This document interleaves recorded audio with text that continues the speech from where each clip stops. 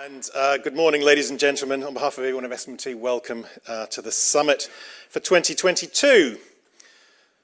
Now, flares, Afghan coats, platform shoes. If you're to believe some commentary, that is all we were missing from a full return to the 1970s. Like the 1970s, inflation seems out of control, an energy crisis, fuel prices rising exponentially, caused in the main by a foreign war, and obviously a cost of living crisis. Add in strikes, calls for wage restraint, and Kate Bush at number one, and we could be back in 1978. Actually, my daughter tells me flares are back. Actually, she said, yeah, they're back, Dad, duh. However, automotive, just like in the 1970s, is being hit and hit hard. But there is a difference. UK automotive in the 1970s was characterised by poor management, poor industrial relations, and poor quality. They were constantly bailing out the boat. In today's era, we are refitting the ship for the voyages ahead. There is an underlying strength on which we are building, a powerhouse of international trade, creating wealth, contributing billions to the economy, supporting thousands of livelihoods in every corner of the country, innovation that can lead the world. We have a rich history, a proud present, and an exciting future. We know where we are heading. The course is set, not for net zero, but for absolute zero emissions from the tailpipe. This is not to downplay the current circumstances.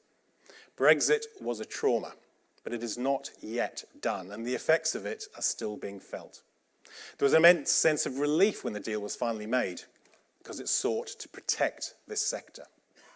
We viewed the TCA as a foundation, but there has been little progress since. The promised working groups with the EU have not met. Critical UK-specific regulation has not been hammered out. Brexit costs are there, and we cannot Kaizen them out of businesses. The progress promised has not materialised.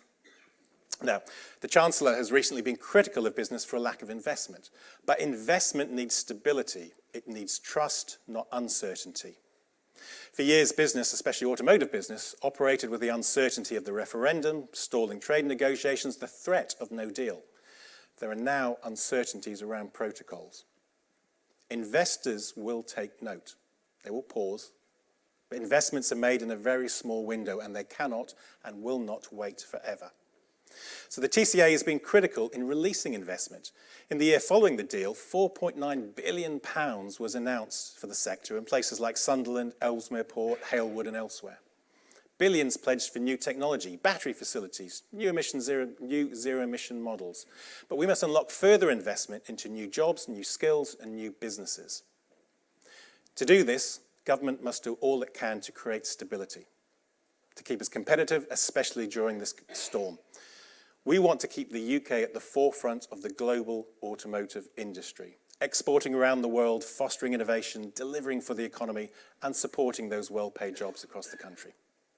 To do so, we must remain globally competitive. Energy costs are not just hitting consumers as they put the nozzle of a petrol pump into their car or the plug into the socket. Energy costs are hitting manufacturers hard. Those that make the vehicle and those that make the parts it comprises. Government has sought to bring relief to energy-intensive industries, and we welcome the fact that battery manufacturing is now included in that category because it is a key competitiveness issue. But we need to make all of UK automotive competitive in energy costs. We already had the highest energy costs in the European market. Our analysis shows that UK auto manufacturers could have saved £50 million last year if they were buying energy in the EU rather than the UK, and that's before the current price spike. The situation has obviously now worsened, and worsened significantly, more significantly and more severely than many of our competitors. Our members tell us that they now expect those energy costs to rise this year by £90 million. That is a 50% uplift. That is equivalent to about 2,500 automotive jobs. That is uncompetitive, and that is why energy costs are the industry's number one ask. Help with energy costs now will not just help us stabilise, help us keep us competitive, it will also help the government deliver its climate change commitments, because cost save can be a windfall for investment in innovation, R&D, training, reinvesting in the UK economy and the UK's net zero future. Someone's phone. The government's commitment to net zero has been questioned given the changes that have been made in some areas like agriculture, food production, energy. And we understand they're trying to balance the national interest with climate change goals. But they can act in the national interest and the climate interest with the UK automotive industry, because we are the sector that can contribute most visibly to that goal. Now, government has recently consulted on a zero emissions mandate to drive its ambition. An ambition we support and we will deliver, recognising that this, as I said, means absolute zero for our products, not net zero. But mandates do not make markets. Mandates do not reflect the diversity of our industry, of our manufacturing industry, and they need to. Flexibility in delivering the goal will assure the goal, and it would support our industry as it battles myriad challenges in doing so. We know the post-pandemic issues. Supply chains still not fully functioning, shortages in crucial parts like semiconductors remain. Logistics pricing is sky high and costs are continuing to rise. Governments of other major manufacturing countries are taking more measures to mitigate some of those risks, to address costs, invest in people and places, and we must do likewise. Skill shortages already affecting automotive disproportionately, with the pandemic only widening the gap. Trading arrangements which affect our competitors are still not resolved. And the energy crisis, these are our immediate challenges. But net zero is also today's challenges. We need infrastructure investment for consumers now. We need to support consumers, and we need to make fundamental changes within our supply chain, at least half of which is still dependent on internal combustion engines. Now, that transition has begun, but if we're to meet production targets, retain and attract investment and future-proof jobs, we need government support. The race is on because the first deadline, it's not 2035, it's not even 2030. The imminent deadline is just 18 months away.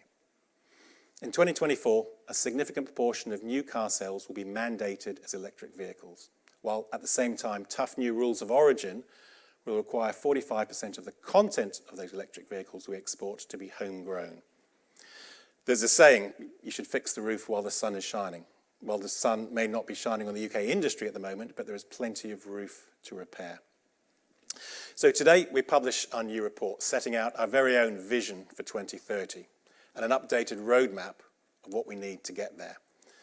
To build a UK automotive ecosystem fit for a zero-emission future.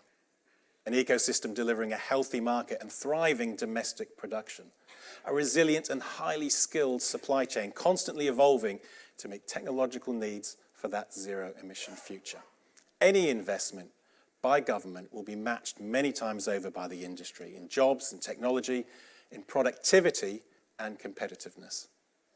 Success will uphold the critical economic pillars of people, capital and ideas. Then we can forget all about the 1970s, although I do quite fancy an Afghan coat. Thank you very much indeed.